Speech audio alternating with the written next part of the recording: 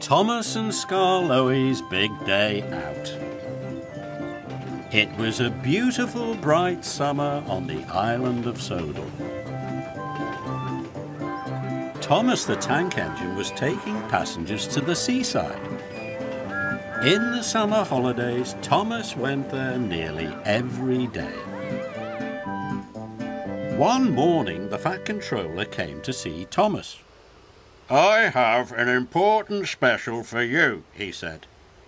"I need you to take some steel pipes to the wharf." Thomas was delighted. There were lots of sights to see on the way to the wharf. First, Thomas passed the Scottish castle. Next, he went through Shen Valley. And finally, he looked at the wonderful view from the top of Gordon's Hill. But when Thomas arrived at the wharf, he saw Skarloey. Skarloey looked very sad. He had broken down. "There's no one to take me to the mender's yard," Skarloey chuffed. "Maybe I can take you," puffed Thomas. "Please, sir," Thomas asked the Thin Controller, "can I take Skarloey to the menders?" "Skarloey is very heavy," said the Thin Controller. "I'm sure I can pull him," puffed Thomas, "and I've finished all my other jobs." "Very well," said the Thin Controller, "but you must go straight there." "Yes, sir," whistled Thomas. "The coupling on the flatbed is old, so take care," he added. So Skarloey was loaded onto the flatbed. Skarloey was sad. "I don't like going to the menders," he puffed. Thomas wanted to cheer Skarloey up. "I'll show you some wonderful new sights you'll never see in the mountains," chuffed Thomas cheerfully. "This will be your big day out." And Thomas puffed away, pulling his friend carefully behind him.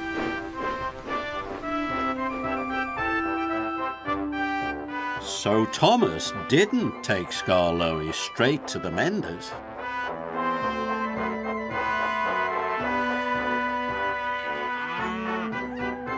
He puffed through the farms and forests until they arrived at the Scottish castle. "There," puffed Thomas proudly.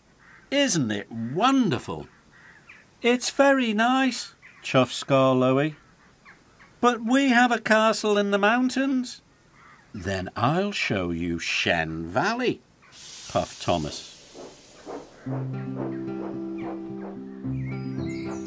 Thomas and Skarloey puffed through the flowery fields and the green meadows of Shen Valley. "There," whistled Thomas grandly. "It's very nice," chuffed Skarloey. "But we have green valleys in the mountains." Thomas felt sad. He wanted Skarloey to have a big day out. He had to find something that Skarloey had never seen before. "I know," puffed Thomas. "I'll show you the view from the top of Gordon's Hill."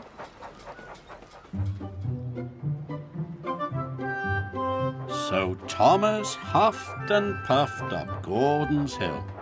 Skarloey was very heavy. The old flatbed coupling creaked and groaned. But still Thomas huffed and chuffed as hard as he could. Then there was trouble.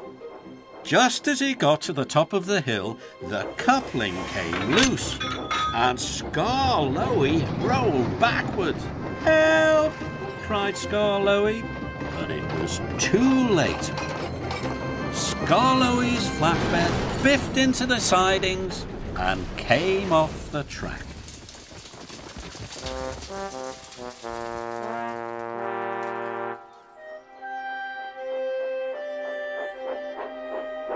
"Oh no," moaned Thomas.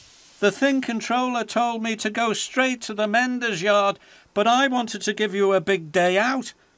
Now look what's happened." Thomas was very unhappy. So Thomas's driver coupled him up again to the flatbed. Thomas pulled Skarloey and the flatbed carefully back onto the tracks, and they set off for the mender's yard. Thomas didn't try to show Skarloey any more sights. He puffed as fast as he could to do his job.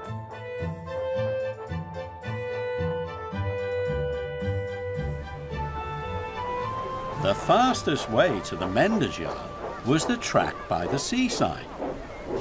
Thomas had to stop at a signal. Skarloey looked out at the sea and the sand.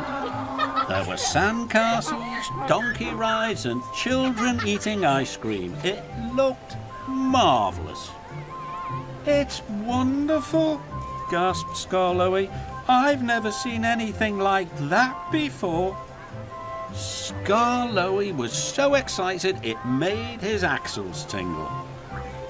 Thomas was surprised and delighted. "I see the beach almost every day," he tooted happily. Thomas took Skarloey to the menders. "I'll wait and take you back," tooted Thomas. "Thank you," wheezed Skarloey. When he was mended, Thomas took Skarloey to look at the beach once again. "This is the best big day out ever," puffed Skarloey. Thomas was delighted.